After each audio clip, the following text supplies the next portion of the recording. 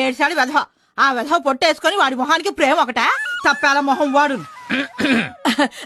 రారా బట్టురా, నీ గురించి మాట్లాడుకుంటున్నావు. విన్నా, అంతా విన్నా.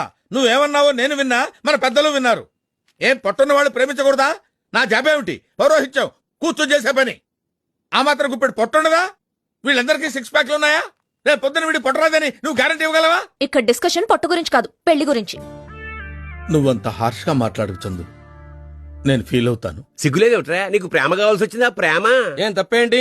ఆ కుటుంబాన్ని ఇంతకాలం ఆదుకున్నాడు, వాళ్ళ కష్టసుఖాల్ని పంచుకున్నాడు. పెద్ద మనసుతో భర్త లేని ఆ పెద్ద ఆవిడ్ని కట్టుకుని ఆవిడకో జీవితం ప్రసాదించాలనుకోవడం తప్ప?